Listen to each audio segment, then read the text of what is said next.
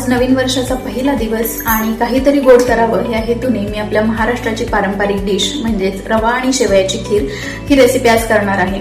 अतिशय कमी साहित्यात बनणारी आणि स्वादिष्ट अशी ही रवा आणि शेवयाची खीर। तर स्टेप बाय स्टेप आपण आज ही रेसिपी बघूयात। तर आज आपण बघणार आहोत रवा आणि शेवयाची खीर। तर त्यासाठी लागणारे साहित्य आहे बारीक किसलेलं खोबरं, ह्यामध्ये मी थोडंसं खोबरं पण टाकणार आहे, रवा, मनुके, थोडे बारीक केलेले बदाम आणि ही विलायची आणि साखरेची पावडर आहे, थोड्या शेवया, तूप आणि दूध। आता कढईमध्ये मी तूप टाकलं आहे।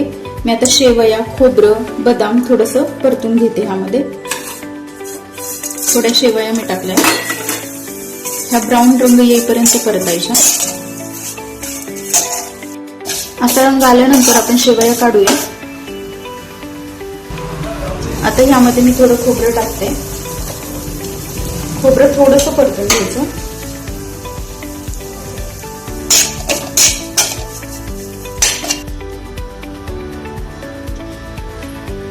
आता मी खोबरं काढून घेते। आता ह्यामध्ये मी बदाम आणि मनुके टाकते,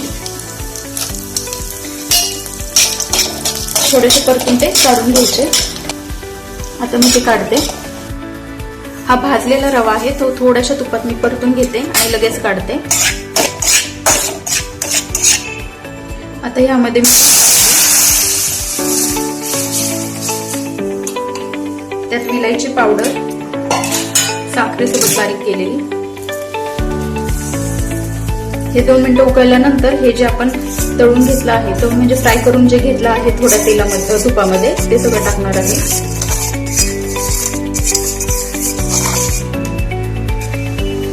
दुधाला चांगली उकळी आली आहे। आता आपण हे सगळं साहित्य त्यामध्ये टाकूया।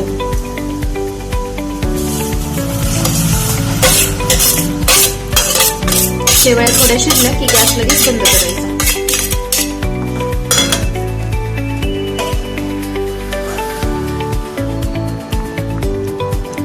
अशा प्रकारे आपली खीर तयार आहे। आपण आता ती सर्व्ह करूया।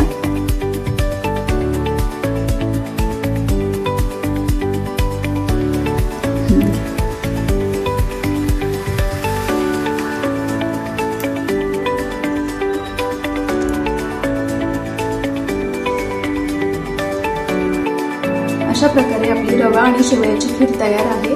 तर तुम्हाला ही रेसिपी आवडली तर नक्कीच ट्राय करा।